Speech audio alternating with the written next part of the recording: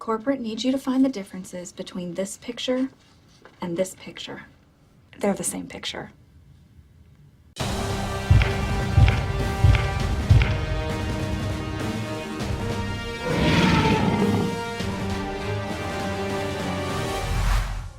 Hot off the heels of a very successful international box office run, Godzilla Minus One is continuing to ravage our wallets as Tamashii Nations has just unveiled and put out solicitation information for the minus color version of their Godzilla Minus One MonsterArts figure. And if you pay special attention to the title of this YouTube video, you might notice that I've spelled color with a U.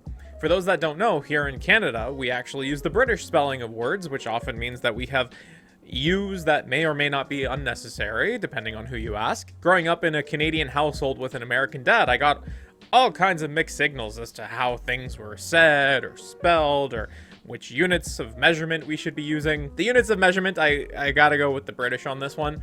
You know, looking at something that needs to be measured, we Canadians might say, hey, that looks like about 1/2 millimeter, whereas the Americans are like, that looks about 3/16 of an inch. But to give the Americans their due, did you know that the way we're supposed to pronounce the last letter of the alphabet is Z? I don't like it. I say Z. My wife gets mad at me. My friends get mad at me, but I gotta give it to the Americans on this one. So minus color. The initial images are up. The figure is posed in different ways than the initial full color version figure was posed in its solicitation shots. But people were quick to notice that once we got our first teaser image of the figure, a second version of that same photo, presumably, made its way online with some pretty key distinctions. I'll switch over to my other monitor here just to give you a sense of what I'm talking about. So here I have the two images sort of just quickly flashing between them, and you could see it's clearly the same figure in the same pose.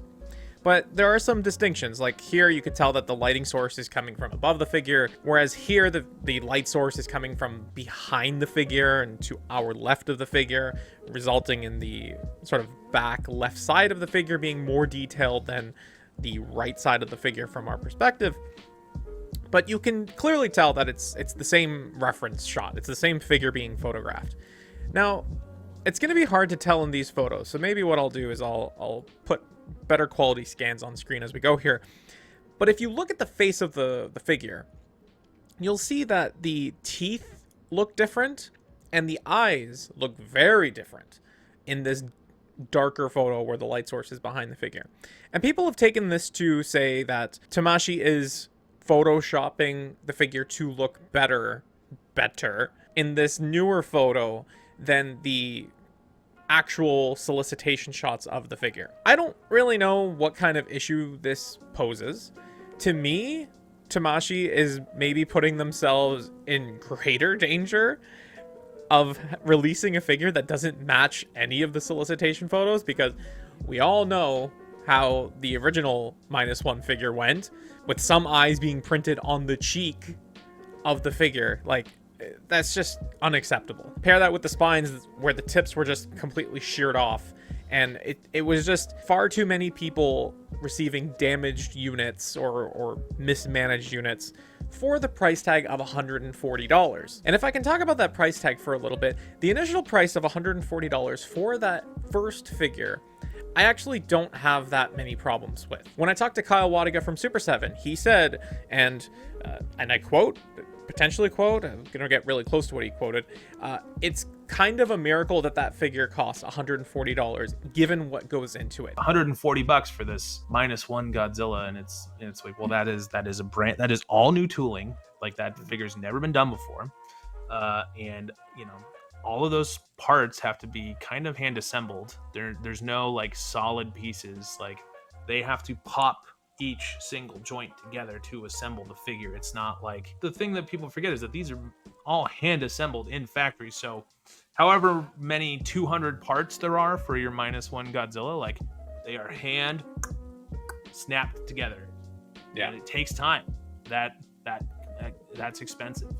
And so it's honestly, it's kind of a miracle that thing is only $140. And that's where my problem with the minus color price tag comes from. The minus color version is clocking in at $140, which, considering the fact it's a web exclusive, and web exclusives tend to be more expensive, you know, relatively speaking, the price tag seems fair, given that it's not going to be any more expensive. But if the first figure was $140, contingent on the fact that the tooling didn't exist before and had to be made, why is this figure bare bones $140 and it's the same price as the original one? And to put it out there, I don't think that the price tag for this should have been lower than $140, because I think that in the toy industry, it's normal to sell retools or reused molds at the same price to keep things consistent and to make the revenue that you need in order to get unique sculpts. My key issue with recolors, retools as well, but mostly recolors, because I think it's more egregious with recolors, is that if you're going to charge the same price for a figure that reuses all of the tooling from the first issue, you should have more things in the package to sweeten the pot. So if Tamashii made that first -1 figure under the assumption that we don't know how this figure is going to sell, we don't know how the movie's going to do, so we have to price this out assuming that we will only get one use out of the mold, I am totally on board with that. I'm totally okay with that. I think it makes complete business sense. But when you start coming out with reuses like this, where it's entirely existing molding, I do think that there should be more things in the package to make up for it. I've seen folks online already saying like, why couldn't have come with like a fighter plane or a beam effect? And you know, the beam effect, I can kind of understand why you might not want that to come for the first time in a black and white version, but yeah, I think a fighter plane would have been really cool to sell and to sweeten the pot of the minus color version. And then you set the precedent that, you know, maybe there will be the Ginza attack version in the full color again, with more accessories, maybe the plane, maybe some tanks, maybe some destroyed buildings, something to add to the package to sweeten the deal so that people don't feel like they're being ripped off by a recolor. This is our second issue of this mold. Presumably there will be an atomic variant given the success of the film, and presumably, has enough time passed?